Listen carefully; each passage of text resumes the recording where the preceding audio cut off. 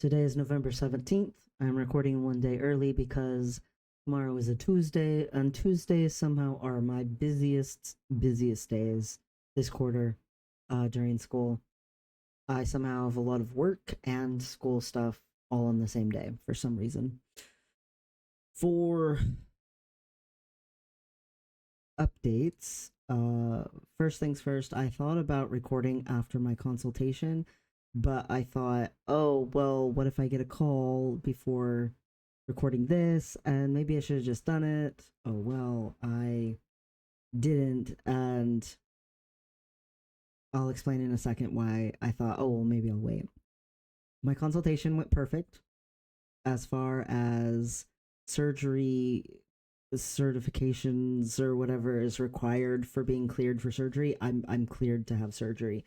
Um, the reason I was waiting is because they don't know when the surgery will be. Unfortunately, since I have the situation that I have, the insurance situation is going to take a couple of weeks before I can schedule because the current government is in power and they are auto declining surgeries, and then the state of Washington forces them, and then they appeal, and then the state of Washington forces them again, and then finally they agree to do the surgery. But that process takes a couple of weeks, and so they don't know when that process will be done and we can finally schedule the surgery. So that's frustrating.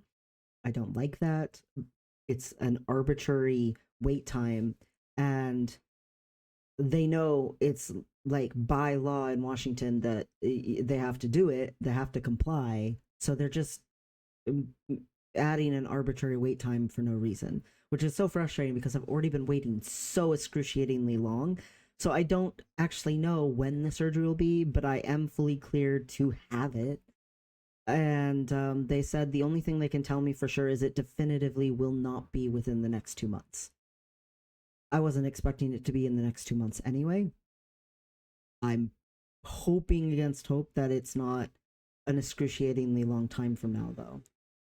I don't know what's going to happen with the scheduling. But as far as the consultation itself went, I got there, and the ladies were like, oh, it's been a long time since you were here. I don't know if they were like residents doing the residency or if they were like just physician's assistants or what they were exactly. Maybe they were just nurses. I don't know. But they were all, oh, it's been so long since you've been in here. What's all changed? And I'm like, nothing. And they're like, well, the plans probably changed. I'm like, no, it's exactly the same. And they're just like, well, we'll see when the doctor gets here. And I'm like, okay. And they just were very, I think they were very shocked that I was like, no, nothing has changed. It doesn't matter. It hasn't changed. And they were like, well, it's been a really long time. And I'm like, I'm not, that's fine. And they're like, well, you're probably going to have to go through the whole new patient process and stuff. And I'm like, no, I'm not. And they're just like I could tell so then, they're like, well, we're going to go get him. And he comes in and he's like, oh, hey. And I'm like, hey. And he's like, if I remember right, you don't really like examinations. I'm like, we're not alone, so it's okay. He's like, well, we can, I just need to examine one area. And I'm like, I'll just leave my clothes on. And he's like, okay. And and these two girls, they're just like, they're just shocked because we just go along. He hadn't forgotten me. I hadn't forgotten him. We knew exactly how each other worked. And my surgeon and I thankfully get along pretty well. And, I think he's a great person. And so he had to, you know, you know, check my weight, for instance. And I have been trying so hard. I have cried so many tears over my freaking weight and trying to stay heavy enough for my surgery. And they brought in the scale. Uh, I stepped on it and he saw my weight and he said, oh, good. Like that, like so happy. And it was like waves and waves of relief came on over me. It was like being patted on the head for being a good boy when you're a little child. Like it was it was it was like, oh good, it wasn't in vain. It was all worth it. Like all that struggle, all the times that I've wanted to go play games and sports and exercise and go for hikes and everything else that I've denied myself for the last 2 years, all those freaking calories that I've been trying to keep up, it was worth it. He said, "Oh, good." Like it was a very good moment. It felt like pure relief, and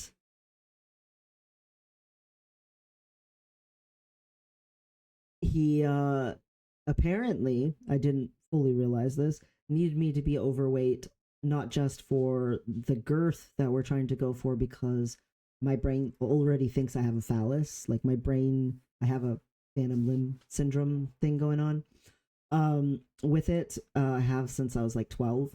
But also, so not just to try to, with when your brain already thinks you have something, and you try to put something there, it needs to be within a certain range of matching what your brain thinks you have, so that your brain can adjust better, and you're less likely to have it fall off or atrophy, because there's a risk of rejection because your brain already is accustomed to a certain concept or idea.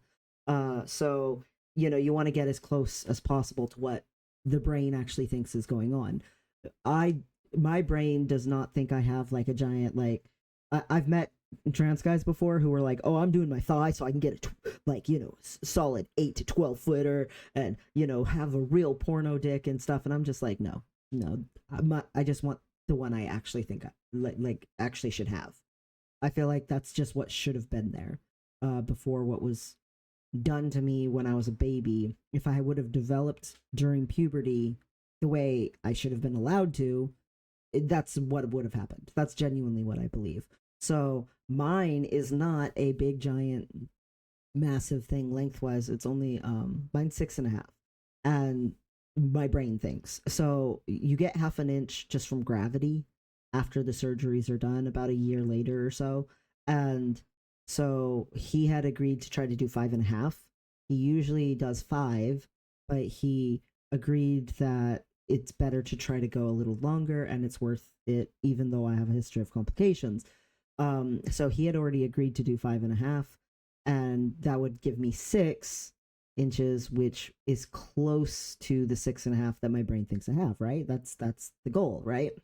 Well, he um also has to think about girth, and mine is a little thick. It's not a spaghetti noodle, you know.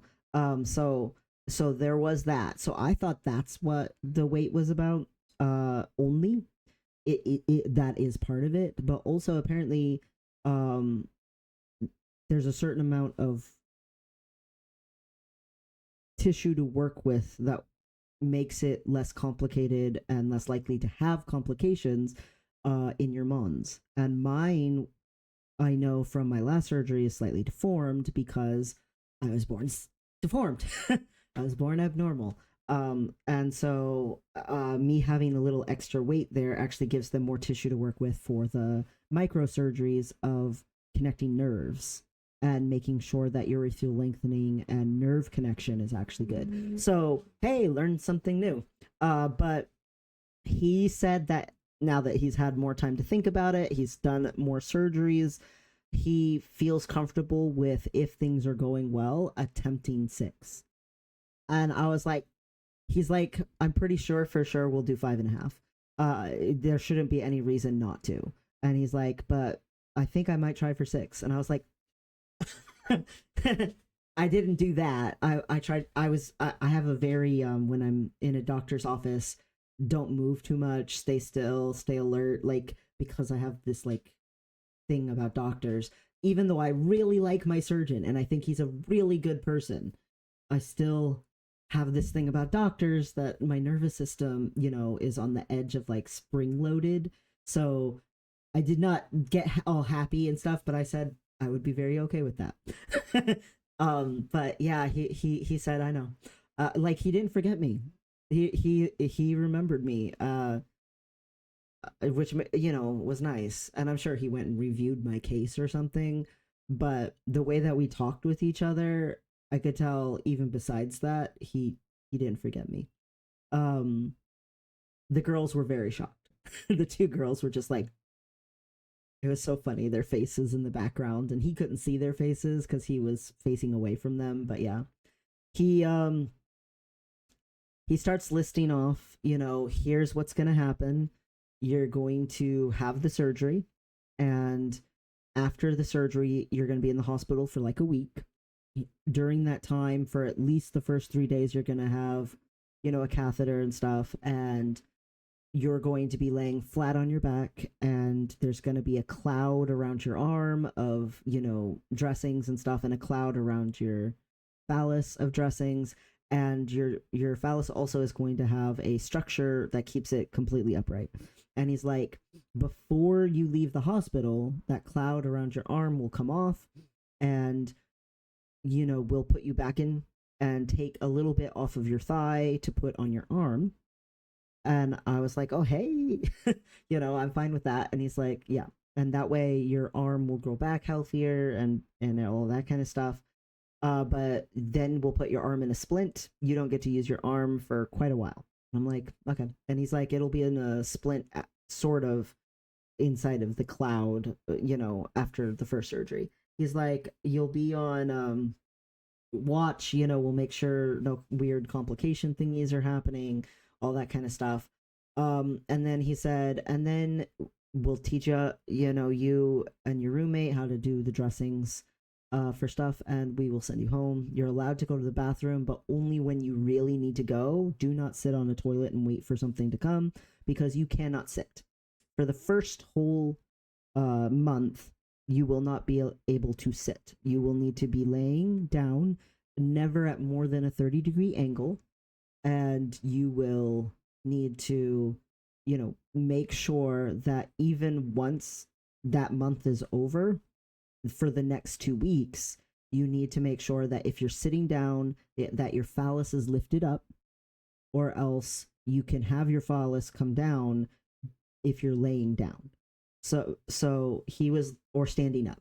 So he was like, it's very important for you to not have that bend there, because if you're at a straight line, blood flow can go fine. And we're taking a blood vessel from your arm so that you have blood flow in your actual phallus, which is important. But if you are at a right degree angle, then the blood flow isn't going in there, and that's not good. That's not healthy for it. That's not helping the blood vessel to get blood into your phallus, all that stuff. He said for this particular surgery, since they left that little skin flap thingy from the last one, they will make a slight bit of urethral adjustment stuff, and they will create an inner tube, but they will not connect them. So I will not be able to pee out of my phallus yet. That will be later. And I will not be able to, obviously have any sort of, androgynous fluids. That no possibility of that until later.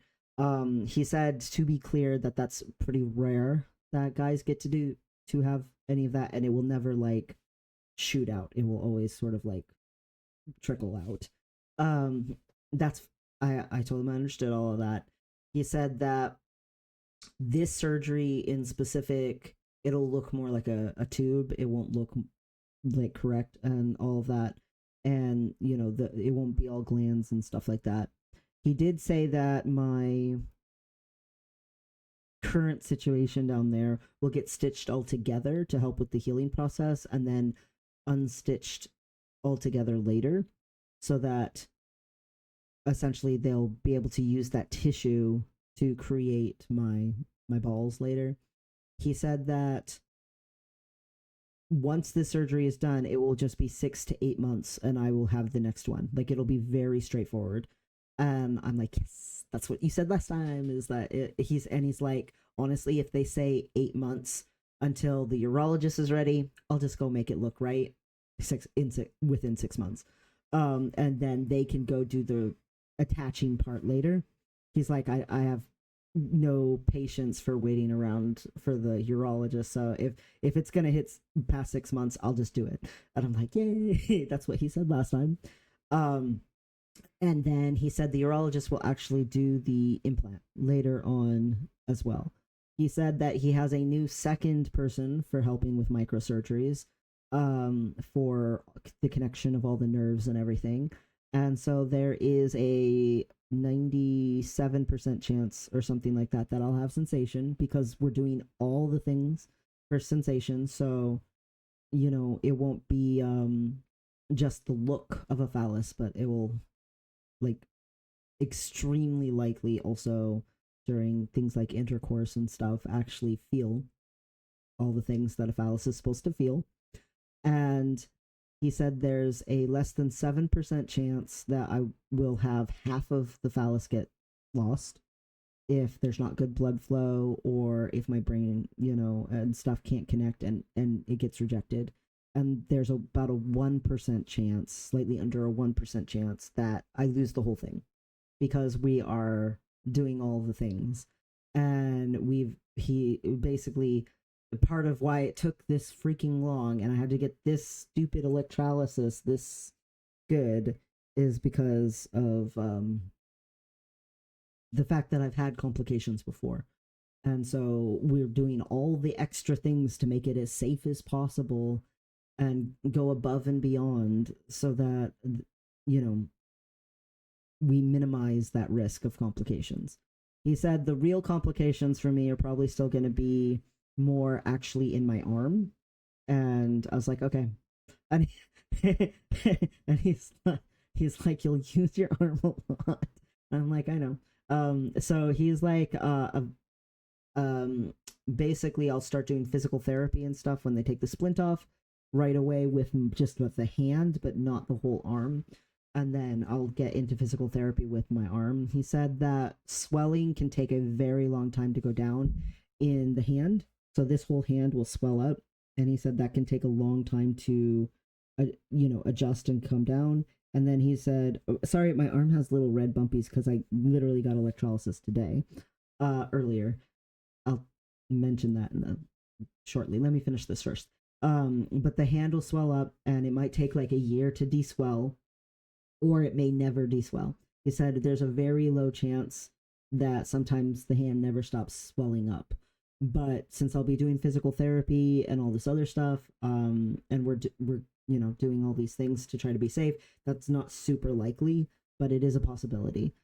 He said what's really pretty significantly probably likely is either on the phallus, the arm, or both, that I'll have wounding issues, especially with the way my anemia works, and that those wounds will have to get fixed, and that there might be some extra scarring because of that.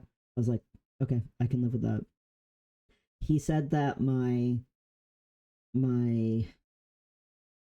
hand is probably going to be a little colder than my other hand. And so, like, if, say, someone held both hands, one hand would be a lot hotter than the other. He says that sometimes that happens. I run really warm. Like, I run hot in general. So I don't know how much that'll affect things or not. Anyway, for the surgery, it is a 4 month recovery time, but I could start, doing stuff maybe 2.5 months, if no complications afterwards. But I plan to take an entire quarter off of school for medical leave, and I've already told the school that. I've already told peeps that. They already are aware, so that's good. I just don't know when that quarter is. I just don't know when the surgery is. He lists off all these things, and then he says, so how are you feeling? Any concerns? And I said, honestly, I'm feeling happy. I am so glad that we are finally to the terms and conditions part of this. And he grinned real big and he said, yeah, it's been a long time coming. And he seemed really happy for me to be at this stage as well. Like, and yeah, at that point the girls weren't like open mouthed anymore. They were just like to the point where they were accepting that, oh yeah, oh, this is actually a thing, this is happening. But it was really good. It was a super good consultation. And I'm really grateful that my surgeon is my surgeon. He's a super good guy. I don't love the insurance thing. That sucks. I wish I knew when my surgery was. That sucks. But oh well. It's something that has to be what it'll be. When he looked at my arm, he said, "Oh wow, it looks like you only have like two more times for electrolysis." And I was like, "Well, it's every 3 weeks right now." And he's like, "That's when he said, oh well, definitively surgery won't be within the next 2 months." So he was basically saying, "Oh, you'll have time to get the next 2 sessions that you need or whatever to finish up this arm anyway." Um, so today was one of those sessions, and we're down to only every 3 weeks. We started when I first started electrolysis with her. It had been after the nightmare of the last place where almost nothing was happening, and I was so distressed at how slow, I just couldn't imagine why this was this way. And then it turns out they were scammers, and they were prolonging how long they could get money out of insurance and stuff by going super slow on people. And so I got with a real electrolysis lady, even though I've had to pay for it out of pocket, and it's not cheap. But she, has been doing it for real. And when I started out, she was seeing me once a week, every once in a while, twice a week, for an hour. And then it moved down to just for sure only being once a week for an hour. And then it moved down to every 2 weeks, once in a while, for an hour. And then it started being, for 45 minutes every 2 weeks. And now it's, then it moved to every 3 weeks for 45 minutes. And now it's to every 3 weeks, it's half an hour. So she's like, "This is super good." I told her about the surgery stuff, and she said, "That's super good."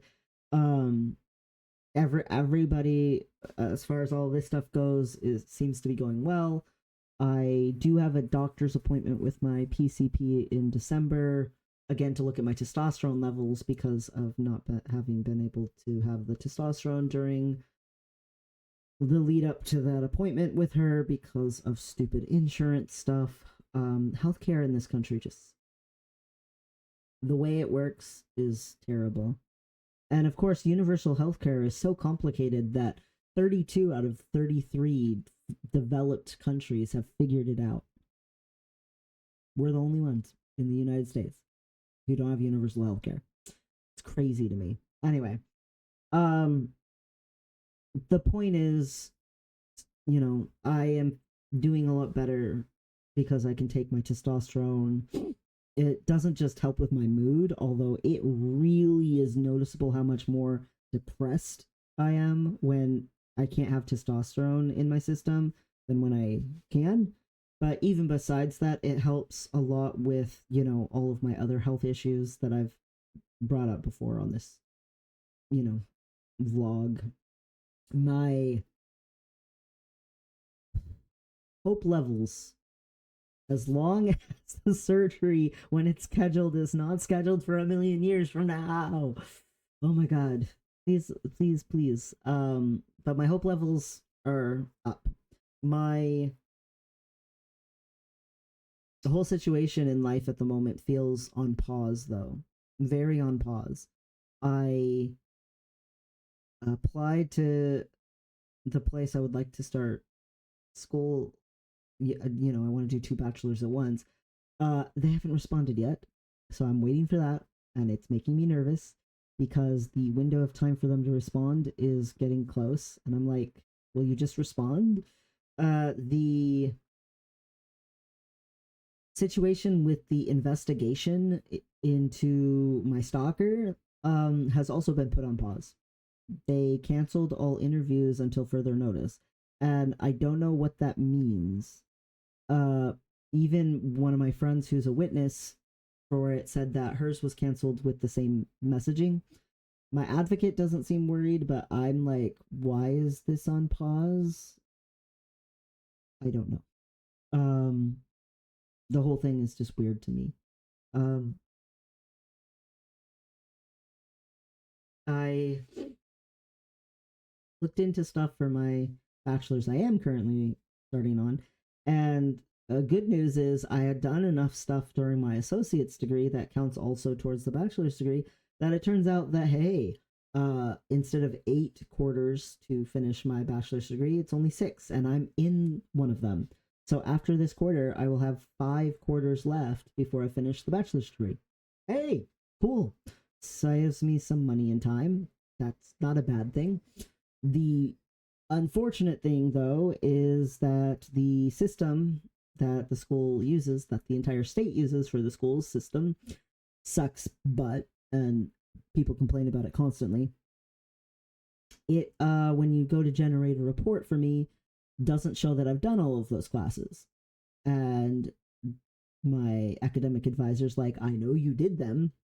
And she figured out a way to go look into my class history, and they'll show I have my associate's degree. It's like sitting right over there. The certificate thing, because I should frame it or something. I don't know. I haven't figured out what to do with it. But I do have it. I wouldn't have it unless I had taken my classes. But when they generate a report, it does not show all of the classes that I've taken. And I'm like, is that why it's taking so long with where the other school I applied to for my other bachelor's? That would suck. So that's not great. And also, the person who was in charge of internships for my bachelor's literally just decided to retire last week, and they just hired a new person, and they had been doing that process in the background. So I have no intentions at all of going into the career my bachelor's is for. It's for accounting and international accounting. I will not be an accountant. That is not a goal of mine. To be just an accountant. I want to be a financial ethicist. I want to be part of the regulatory systems that monitor, corporations and accountancies and firms, like accounting firms. Like I want to work with actual regulatory boards, not as an accountant itself.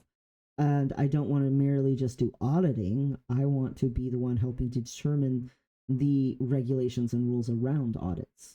Like, I want to be doing the ethics side of things.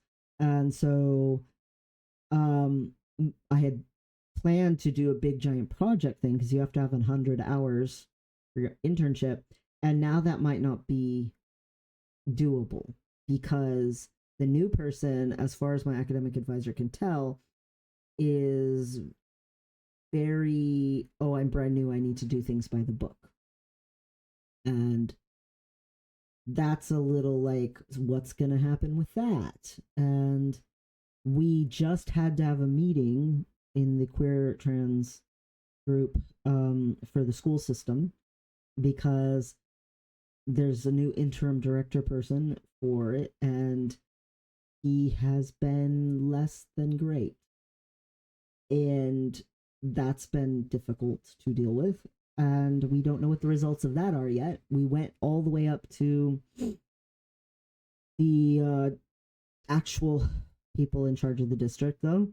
And I helped speak for that. They basically want to take, we spent all this time and money creating like this Pride Lounge thing. And it's very important. It's one of the only places that a lot of students feel safe, especially students who aren't out yet. And the new interim director person basically wants to like close it off. And that's not really good.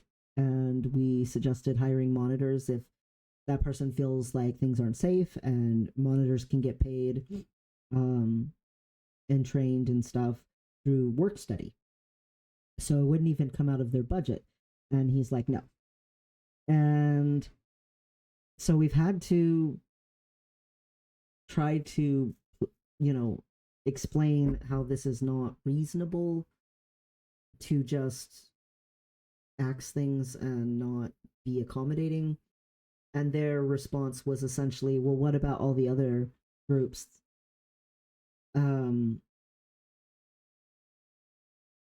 Basically, he said, essentially, what about all the races? Like, Black folks and Latinx folks and things like that was what he was saying. Like, that's what he said. And the thing is anyone from any race can be LGBT plus. Um, Having a pride lounge is not exclusive to any race, so that's interesting phrasing. And so yeah, it got to the point of contention, and so we had to take that all the way up to the district, which is a pain in the butt, but eventually we'll figure out what is going on with that. uh I think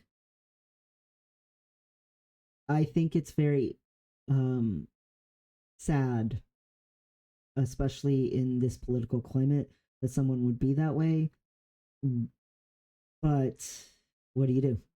You go to the district.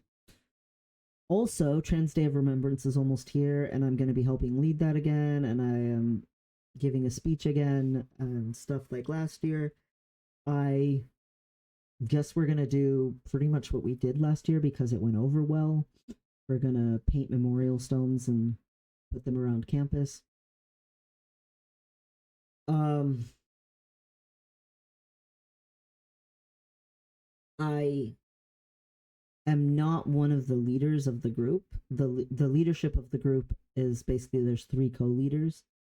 I'm not one of them, but I do seem to be helping out with a bunch of stuff for the group, so which is fine. Um I always end up in that position. It's just like at the school. Literally this last week, student leadership people were talking to me again about student leadership. I'm like, I refuse to join student leadership. I just refuse because at this point it's been over a year and a half that they've been trying to get me to join student leadership. And I just don't want to lose my student voice. So, no, I'm not doing that. But it is interesting. I did speak at an event at the beginning of November, and I spoke on intersex issues and grief. And I had planned to do that anyway, but it had been more about how who people will choose to grieve or not can create ostracization, and instead um the the order of the event was supposed to be I was second to last, and the last person was going to be kind of funny and encouraging everyone to go out and be there for everyone else.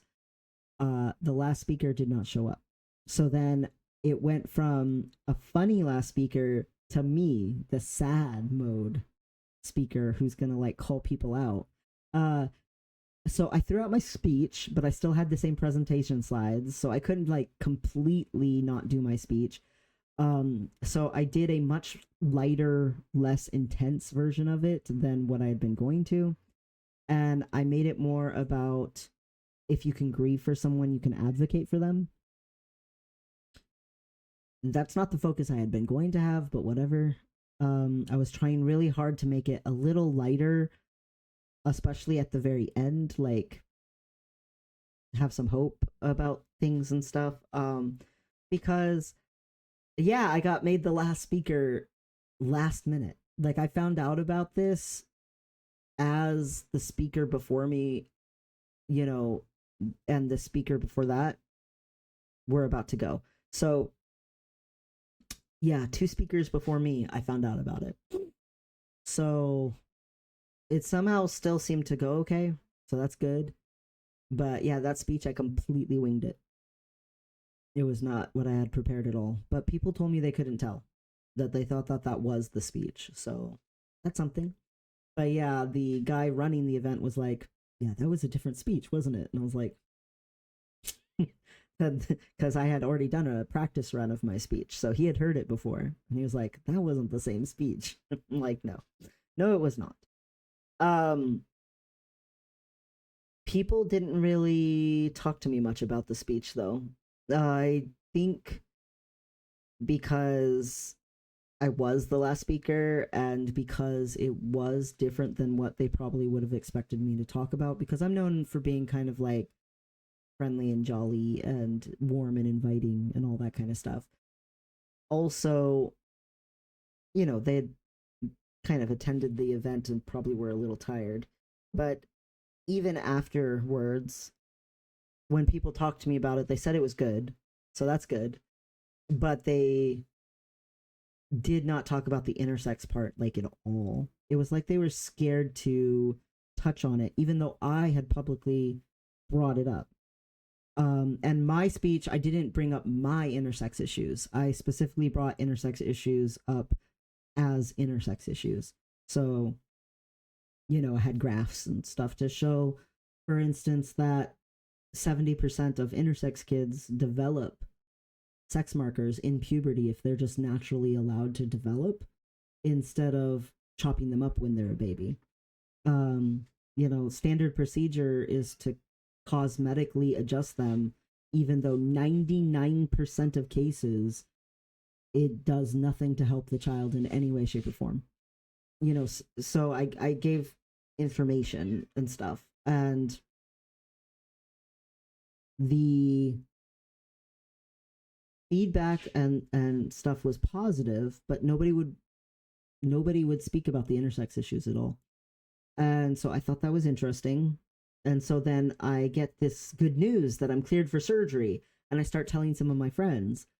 Well, I try to, only tell people that I feel like are a little more my friend than, like, call everyone my friends at school, and everyone else calls everyone their friends at school. But in reality, there's a difference to me between acquaintances and actual friends. And so I was telling actual friends, and an acquaintance overheard, and I'm just telling some of my friends. Well, one of the acquaintances was like, "Oh, is this about what your speech was about?" And I was like, "Yes." And then the acquaintance is like, "Oh, well, I already think you look like a guy." And I was like, "Thanks, but it's more to do with my body." And they're like, "You look like a guy." And I was like, and they were just so oblivious, and I was trying to delicately say what it was. I was like, okay, well, haha, our mutual friend over here likes to say I'm a Ken doll. And she was like, Ken dolls don't have beards. I'm like, um, so I finally am like, down below. And she's like, oh, and then she would like not, she's not spoken to me since. She either is highly embarrassed or else highly uncomfortable or possibly some combination. But yeah, I think it's uncomfortable. I think it's that she was disgusted, because afterwards I went upstairs to go to the lounge, and when I came out, there's a big giant balcony overlooking downstairs in the big area where everybody hangs out. She was walking with our mutual friend, and she was giggling and making jokes and having expressions on her face, and they were talking about me. I don't know what they were saying, but the way she was acting was very making fun of someone kind of behaviors. And my friend was just sort of like haha, but not really haha. Like, when someone's listening to someone but not really paying attention, that kind of behavior. We have not talked about it at all. I try not to make a big deal out of it when people get like that, because it happens too frequently. If I made a big deal out of it every single time, I would be a very exhausted person. But it does suck a little, because we have a mutual friend who's very much both of our friend. So, oh well, life happens. Yeah, peeps peeps don't always know what to do with that kind of, they just don't know how to react or something. I don't know, and they get really disgusted. And I didn't ask to be surgically altered when I was tiny. That was something that was done to me without my consent. Um, but I have to live with the lifelong repercussions of it, whether I want to or not. And unfortunately, society does not equip people to be kind about differences, at least in the United States, very well. Is what it is. Um, Next month will be my annual anniversary for having hormones, which is like mind boggling. Being on hormones has helped my life so significantly, even besides like being able to transition properly into what I actually am. Like my insides are very boy. I have very boy insides, and it's nice to have much more matching outsides. Like the beard that I could grow before was so sparse on the sides, I literally didn't even like I just kept it shaved off. And I had that like goatee. I looked at an image of when I first started these vlogs and I was like, "Oh my god, I just had that goatee right there because everything else was so patchy. I just shaved it all." I was like, I remember that. I remember how little hair I had on my face, and now I have a lot of hair on my face. Um, I like it better with the hair though. I like it better with the beard. I think I just like the look of it better anyway. It adds a little age, I feel like, or maturity or something to my face because my face can look really young. And like, oh my god, a friend sent me a couple of pictures the other day of an event that I had been at, and helping with and doing, and I was like, holy crap, I look like a child because you couldn't see my beard that prevalently. You could like my face was bent way down like this so that my eyes looked even bigger than they already look, and like I was like, oh my god, why do I look so little? Why do I know why I look so little. I was born with underdevelopment issues and I age extremely slowly. But still, I was like, oh my god. I just without the beard, I would look like a kid. I just like an adult baby or something, and I just feel like the beard adds a lot. Even besides that, it demonstrates my gender. Like it also adds to how comfortable I feel with people interacting with me. Period. But even besides, that the look stuff, the health improvements with testosterone, like my bones are so much healthier than they ever were in my whole life. And my my teeth, oh my god, I went to the dentist and there's no warnings about how destroyed my teeth seem and how they're gonna shatter in my mouth. Like, the health, the health changes, having actually healthy levels of hormones in my body has been mind boggling. And the biggest thing is, even when I start having like really depressed moments, like for instance, when I was all grieving and miserable all summer, even if like say suicidal ideation came to my head, um it dissipated pretty quickly. And it's so strange still, even though it's been years, to have depression that I know can lift and that it's not forever and that I'm not just going to be stuck in this dysthymia and that the cloud will open again at some point.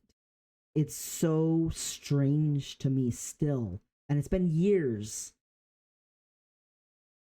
It's crazy. Anyway, I should be saying this stuff next month, not right now. Um I guess that's pretty much it for now. That's the updates that have to do with my transition. Um, or I don't even know what to call it. My detransition from a forced transition when I was tiny. I don't know. Anyway, I'm just really glad that the consultation went so well, and I'm gonna be whole. I'm gonna be actually whole for the first time in my my life. Um, that's that's huge all by itself. Like to just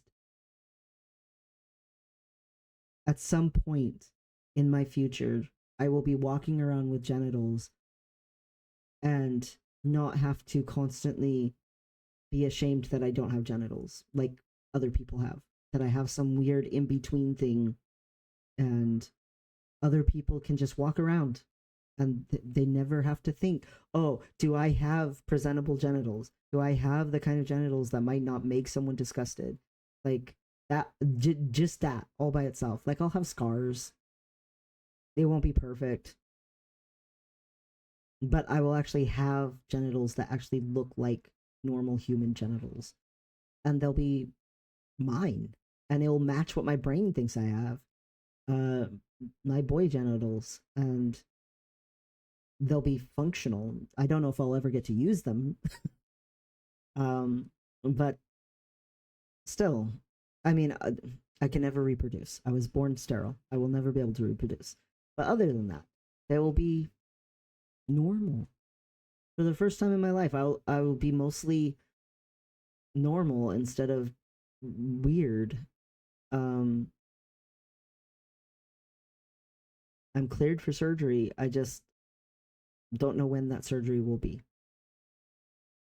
And that to me is the biggest thing.